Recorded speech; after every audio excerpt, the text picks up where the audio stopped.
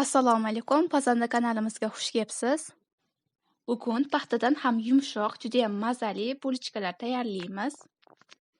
Bu bulichkalarni saharlik va iftorlik dasturxoni uchun tayyorlashingiz mumkin. Birinchi xamir tayyorlaymiz. Xamir uchun 5 osh qoshiq shakar, 1 stakan un, 1 stakan iliq suv, 1 osh qoshiq draji solib hammasini aralashtiramiz.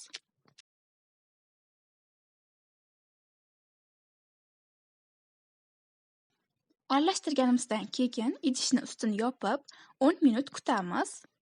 10 minut o'tgandan keyin bitta tuxum, 1 paket vanilin, yarim stakan o'simlik yog'i, 1 stakan qaymoq solamiz. Keyin ustiga 1 stakan unni ozginadan qo'shib xamir tayyorlaymiz.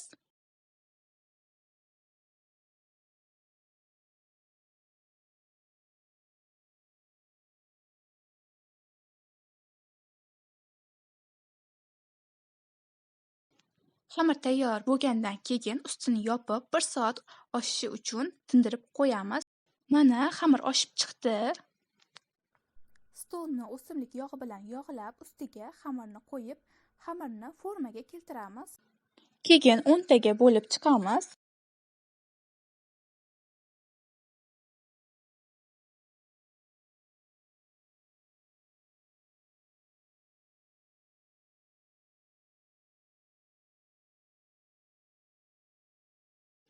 Suvolalarni yog'langan stol ustiga qo'yib, qo'limiz bilan ozgina ochib olamiz.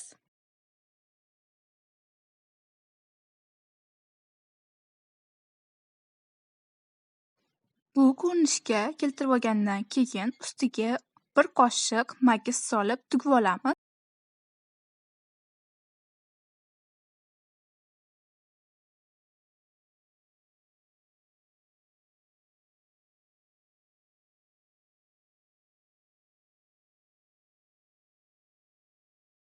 Qolgan xamirlarni ham bu shaklga keltiramiz.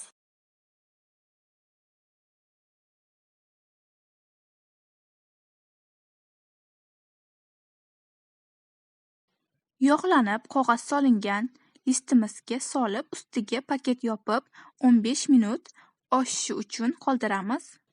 Oshganidan keyin ustini ochib, tuxum sarig'i suramiz.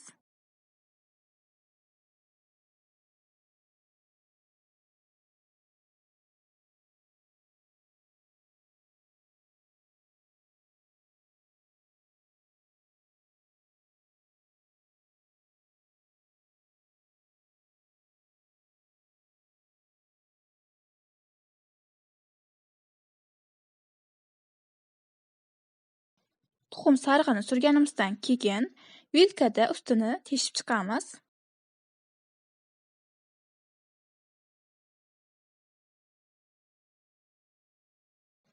Endi ustiga kunjut sepamiz.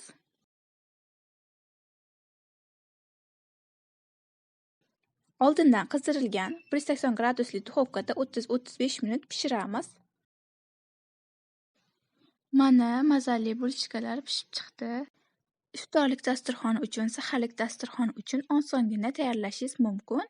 Yumshoqqina juda ham mazali chiqdi. Sizlarga ham yoqqan bo'lsa, tayyorlab ko'ringlar. Like tugmasini bosib, kanalimizga obuna bo'lishni unutmang.